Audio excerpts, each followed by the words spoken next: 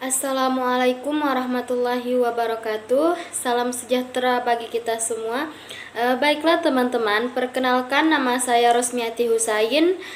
Saya merupakan perwakilan dari kelompok 11 yang mana partner saya yaitu Gusneli Utama.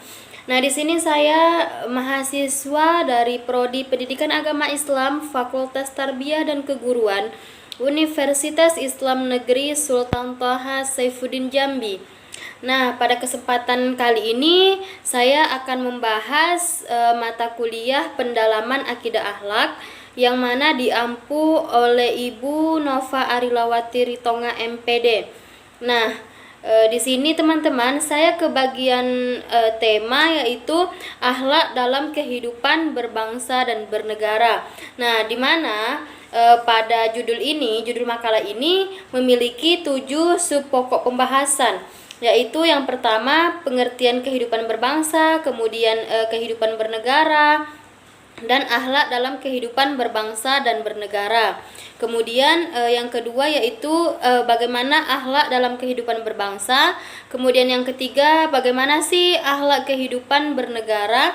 Kemudian yang keempat akhlak bela negara dan bangsa. Kemudian ada akhlak meraih jabatan berbangsa dan bernegara. Nah, ini sangat penting teman-teman karena kita dalam melakukan segala sesuatu itu harus dengan akhlak yang baik gitu, akhlakul karimah. Kemudian di sini juga ada membahas mengenai akhlak pemangku amanah dalam berbangsa dan bernegara. Kemudian yang terakhir hak dan kewajiban negara terhadap warga negaranya. Oke, kita lanjut ke pokok pembahasan yang pertama. Kita uraikan satu-satu, kita rincikan satu persatu. Yang mana tadi di dalam subtema pembahasan kita yang pertama yaitu pengertian dari kehidupan berbangsa, kemudian kehidupan bernegara, dan akhlak dalam kehidupan berbangsa dan bernegara. Nah, di sini kehidupan berbangsa dan bernegara itu teman-teman tidak pernah luput dari peran religius seorang manusia. Maka di dalam menjalani kehidupan ini agamalah yang menjadi landasan utama kita. Hukum yang ada di Indonesia selalu berlandaskan dengan agama. Kenapa saya katakan demikian? Karena dapat kita buktikan dengan Pancasila. Di dalam sila pertama yaitu ketuhanan yang Maha Esa. Nah, kemudian juga dengan berlandaskan konstitusional Undang-Undang Dasar 1945 yang juga menyebutkan tentang agama. Jadi, nah dapatlah kita katakan bahwa salah satu profil kehidupan masyarakat Indonesia adalah manusia yang beriman dan bertakwa kepada Tuhan yang Maha Esa serta tidak lepas dari akhlakul karimah. Nah, kemudian tadi kan kita balik lagi ke pokok pembahasan yang pertama, yaitu pengertian kehidupan berbangsa, bernegara, serta akhlak dalam kehidupan berbangsa dan bernegara. Nah, sebelumnya kita harus mengetahui dulu bangsa itu apa, kemudian negara itu apa. Nah, bangsa di sini merupakan suatu kelompok manusia yang memiliki identitas bersama dan mempunyai kesamaan asal keturunan, kemudian bahasa, ideologi, budaya, dan sejarah, serta memiliki pemerintahan sendiri. Nah, sedangkan kehidupan berbangsa yaitu di mana kehidupan manusia yang memiliki landasan etika, kemudian bermoral, berakhlakul karimah dalam bersikap untuk mewujudkan makna yang sosial dan adil. Kemudian lanjut ke negara. Apa sih negara? Nah, negara teman-teman merupakan suatu wilayah yang kekuasaannya baik dari segi politik, kemudian dari segi militer, ekonomi, serta budaya, nah diatur oleh suatu sistem pemerintahan yang berada di wilayah tersebut. Nah, sedangkan tanda tanya dong, kehidupan bernegara apa gitu kan? Nah, jadi kehidupan bernegara yaitu kehidupan manusia yang mempunyai kepentingan yang sama, kepentingan bersama, dan menyatakan dirinya sebagai satu bangsa, serta berproses di dalam satu wilayah yang mempunyai cita-cita yang berlandaskan niat untuk bersatu dalam membangun rasa nasionalisme. Nah, jadi biasanya kalau kita membahas mengenai kehidupan berbangsa, kehidupan bernegara, nah juga tidak lepas dari bagaimana sih etika dalam berbangsa dan bernegara itu. Nah, di mana etika berbangsa dan bernegara ini merupakan suatu aturan yang merupakan keharusan bagi seorang warga negara dalam menjalankan aktivitasnya. Nah, di dalam berbangsa dan bernegara dalam kondisi apapun. Serta Allah juga Subhanahu wa taala juga memerintahkan kepada umat Islam untuk senantiasa berakhlakul karimah. Termasuk di dalamnya dalam kehidupan berbangsa dan bernegara ini, teman-teman. Jadi dapat kita simpulkan bahwa di dalam etika berbangsa dan bernegara ini ada 3 etika gitu secara garis besarnya, yaitu yang pertama, kita harus menegakkan keadilan dan kebenaran. Yang kedua, menegakkan nilai-nilai kemanusiaan. Kemudian yang ketiga, mewujudkan kemaslahatan umat. Karena di dalam bernegara ini kan kepentingan bersama, kepentingan umat. Jadi kita harus mewujudkan kemaslahatan umat. Oke, kemudian kita lanjut ke sub pokok pembahasan yang kedua, yakni akhlak dalam kehidupan berbangsa. Nah, teman-teman, dalam kondisi apapun, Allah Subhanahu wa taala selalu memerintahkan kepada umatnya, umat Islam gitu ya, untuk senantiasa berakhlakul karimah, berakhlak yang baik, termasuk di dalamnya dalam kehidupan berbangsa. Akhlak berbangsa yaitu kita harus patuh terhadap pemimpin, ulul amr. Nah, di sini juga harus kita garis bawahi bahwa patuh jika selama yang diperintahkannya adalah kebaikan. Jadi kita nih sebagai masyarakat juga harus milenial gitu. Nah, harus tahu misalnya kita memiliki seorang pemimpin yang mana di dalam aturannya kan jika ada pemimpin maka rakyatnya atau masyarakat harus mematuhi. Namun juga kita harus paham bahwa yang diperintahkan itu untuk kebaikan atau keburukan. Nah, takutnya nih kita terjebak di dalamnya, ternyata yang diperintahkannya itu menyesatkan, karena nauzubillah min zalik. Makanya kita juga harus melek terhadap ilmu pengetahuan. Kita juga harus menjadi masyarakat yang milenial, masyarakat yang tahu membedakan mana yang baik dan mana yang buruk. Kemudian tadi kita juga membahas mengenai akhlak dalam kehidupan bernegara, di mana akhlak Islam dalam kehidupan bernegara dilandasi atas nilai-nilai ideologi, yaitu bagaimana kita menciptakan baldatun thayyibatun wa rabbun ghafur. Nah, yang artinya negara yang sejahtera dan sentosa dengan berdasarkan kepada 3 prinsip, yaitu yang pertama nih ada tauhid, yaitu keesaan Tuhan. Kemudian yang kedua ada risalah atau kerasulan Nabi Muhammad SAW. Kemudian yang ketiga ada khalifah atau pemimpin. Nah, kemudian ada pertanyaan nih, akhlak bela bangsa dan bernegara itu bagaimana sih? Sering tuh kita dengar bela bangsa dan negara, bagaimana cara berakhlaknya gitu. Nah, akhlak bela bangsa dan bernegara merupakan suatu sikap dan tindakan warga negara yang dilandasi dengan rasa cinta tanah air, kemudian rela berkorban demi kejayaan tanah air, kemudian serta keyakinan nih bahwa Pancasila sebagai ideologi bangsa dan negara yang tidak bisa dipisahkan oleh akhlakul karimah. Nah, atau nilai-nilai religius. Seperti saya sebutkan di awal tadi, sesuai dengan Pancasila sila pertama, yaitu ketuhanan yang Maha Esa. Kemudian di sini juga ada membahas mengenai akhlak meraih jabatan berbangsa dan bernegara. Nah, di mana membangun akhlakul karimah sudah dicontohkan oleh para anbiya, para nabi dan rasul terdahulu, bagaimana memimpin yang baik, jadi khalifah yang baik gitu ya.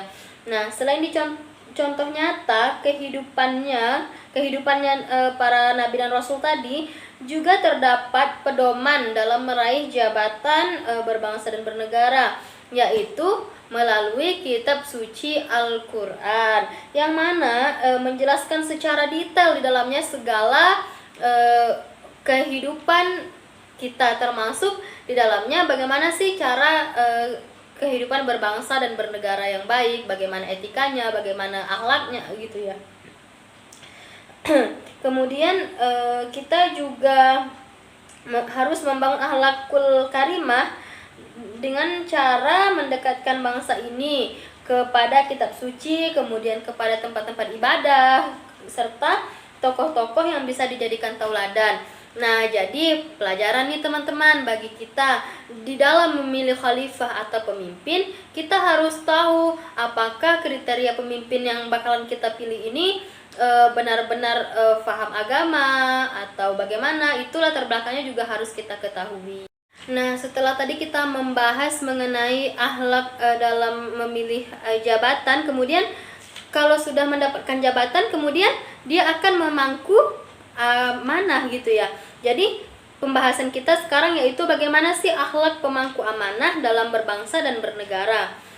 Di sini Rasulullah Shallallahu Alaihi Wasallam bersabda ketika memberikan pendidikan tentang amanah kepada Abdullah bin Amr bin As, yang berarti ada 4 macam, kata Rasulullah, yang jika engkau pelihara baik-baik maka akan menjadi kekayaan bagimu, meskipun kemegahan dunia tidak engkau miliki sama sekali. Masya Allah. Yaitu yang pertama memelihara amanah. Nah, yang pertama loh teman-teman, memelihara amanah. Jadi jika kita diberikan amanah, maka kita harus menjaga amanah itu dengan baik, dengan tanggung jawab, dan dengan rasa benar-benar memiliki memiliki tanggung jawab di dalam diri bahwa itu amanah kita harus mengembannya dengan baik. Kemudian yang kedua, kita berkata jujur. Nah, termasuk juga di dalamnya nih, kalau sudah menjadi pemimpin harus amanah, kemudian jujur. Kemudian yang ketiga yaitu berakhlak yang baik. Dan yang keempat, dapat dapat mengendalikan selera dari kerakusan makan.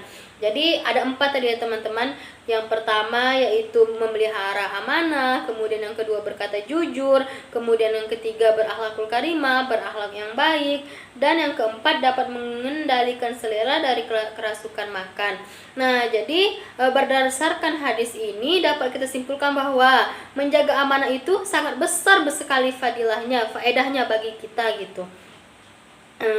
Hadis tadi diriwayatkan oleh Imam Ahmad dan At-Tabrani. Adapun di antara akhlak-akhlak yang harus dimiliki oleh seseorang yang akan mengemban suatu amanah, yaitu yang pertama sekali harus memiliki ilmu pengetahuan.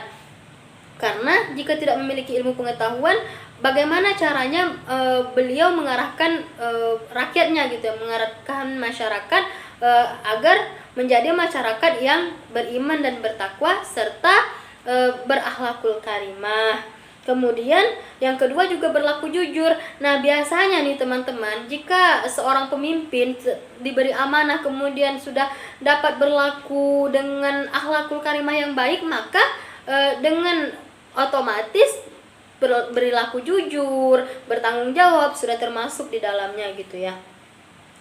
Nah, juga kita harus tahu nih, biasanya yang membuat seseorang tidak bisa berlaku jujur dikarenakan lemahnya iman dan lemahnya ilmu pengetahuan. Jadi antara iman dan pengetahuan ini sangat berpengaruh sekali di dalam jiwa-jiwa pemimpin atau orang-orang yang diberikan amanah gitu. Kemudian pokok pembahasan kita yang terakhir yaitu apa saja sih hak dan kewajiban negara terhadap warga negara. Nah, hak dan kewajiban ini teman-teman merupakan suatu hal yang saling terikat satu sama lain, sehingga di dalam prakteknya harus dijalankan secara berbarengan, beriringan, tidak dapat dipisahkan gitu. Karena untuk mencapai keseimbangan antara hak dan kewajiban, maka kita harus mengetahui nih posisinya masing-masing, posisi kita masing-masing gitu ya. Harus kita ketahui yang mana sih yang menjadi hak kita, kemudian yang mana yang menjadi tanggung jawab kita, yang harus kita emban, yang harus kita laksanakan gitu ya, menjadi kewajiban bagi kita sebagai warga negara yang baik. Nah, teman-teman, hak warga negara di sini ada 7. Yang pertama, setiap warga negara berhak mendapatkan perlindungan hukum yang sama. Jadi tidak mengenal kasta, tidak mengenal oh ini orang kaya maka harus dilindungi hukum, tidak, tapi miskin kaya sama saja gitu ya. itu kita harus tahu apa saja sih hak-hak kita nih sebagai warga negara. Kemudian yang kedua, setiap warga negara berhak atas pekerjaan dan penghidupan yang layak. Nah, jadi teman-teman, sebenarnya kita sebagai warga negara Indonesia, kita tuh memiliki hak yang sama, cuman terkadang kayak mana ya, kurang link gitu ya. Jadi kadang ada jadi perbedaan kasta antara orang setiap masyarakat gitu ya.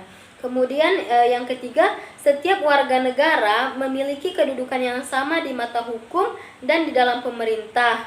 Nah, jadi warga negara itu tidak berbeda-beda, mau itu dia dari kalangan pejabat, dari kalangan orang biasa, dari kalangan masyarakat rendah gitu ya. Dia memiliki hak kedudukan yang sama di dalam pemerintahan. Kemudian yang keempat, setiap warga negara bebas untuk memilih dan memeluk serta menjalankan agama dan kepercayaannya masing-masing. Jadi tidak ada paksaan, misalnya tidak ada paksaan untuk harus memeluk agama Islam, tidak, karena di Indonesia ini agama saja ada 6 yang diakui gitu, yang secara resmi. Jadi warga negaranya berhak nih memilih dia mau menganut kepercayaan apa, kemudian agamanya dari agama Islam, Kristen, Hindu, Buddha, dan sebagainya gitu ya. Kemudian, nah yang kelima, setiap warga negara berhak memperoleh pendidikan dan pengajaran yang sama. Jadi setiap warga negara, baik itu dari tingkat anak-anak sampai dewasa, dia berhak mendapatkan pendidikan dan pengajaran yang setara gitu. Kemudian yang keenam, setiap warga negara berhak mempertahankan wilayah negara kesatuan Republik Indonesia dari serangan musuh. Jadi kita semua ini harus berperan di dalamnya, di dalam menjaga keutuhan NKRI. Kemudian yang terakhir, kita juga sebagai warga negara berhak dalam kemerdekaan berserikat, berkumpul, mengeluarkan pendapat secara lisan dan tulisan sesuai dengan Undang-Undang Dasar yang berlaku di Indonesia. Nah, setelah kita mengetahui hak-hak kita sebagai warga negara, nah di sini juga kita memiliki tanggung jawab yang mana atau dikenal dengan kewajiban kita nih sebagai warga negara Indonesia. Apa saja sih kewajiban kita gitu kan? Nah, di sini kewajiban kita sebagai warga negara Indonesia itu ada 5, teman-teman. Yang pertama, setiap warga negara memiliki kewajiban untuk berperan serta dalam membela serta mempertahankan kedaulatan dan keutuhan negara kesatuan Republik Indonesia. Jadi kita sebagai warga negara juga mempunyai kewajiban jika kedaulatan kita diganggu, maka kita harus mempertahankan dan membela. Kemudian yang kedua, yaitu setiap warga negara Indonesia berkewajiban membayar pajak dan retribusi yang telah ditetapkan oleh pemerintah pusat dan daerah. Jadi kita harus sadar bahwa membayar pajak itu merupakan kewajiban kita yang akan kembali kepada kita juga sebagai warga negara yang baik. Kemudian kewajiban yang ketiga yaitu setiap warga negara Indonesia memiliki kewajiban menaati serta menjunjung tinggi dasar negara, kemudian hukum dan pemerintahan tanpa terkecuali serta dijalankan dengan sebaik-baiknya. Kemudian yang keempat, setiap warga negara Indonesia berkewajiban untuk taat, tunduk, patuh terhadap segala hukum yang berlaku di Indonesia. Jadi kita sebagai warga negara, jika telah ditetapkan hukum, kita harus tunduk dan patuh untuk menjalankannya. Kemudian yang terakhir, setiap warga negara Indonesia berkewajiban turut serta dalam pembangunan untuk membangun bangsa agar bangsa kita bisa berkembang, kemudian bisa menjadi bangsa yang maju dan ke arah yang lebih baik lagi. Jadi kita semua sebagai warga negara Indonesia harus menjalankan kewajiban dengan baik demi keutuhan dan kemajuan negara kita. Nah, teman-teman, sekian penjelasan singkat dari saya mengenai akhlak dalam kehidupan berbangsa dan bernegara. Semoga dapat bermanfaat serta dapat menambah wawasan serta pengetahuan kita semua. Lebih dan kurangnya saya mohon maaf. Saya akhiri dengan wassalamualaikum warahmatullahi wabarakatuh. Thanks for watching.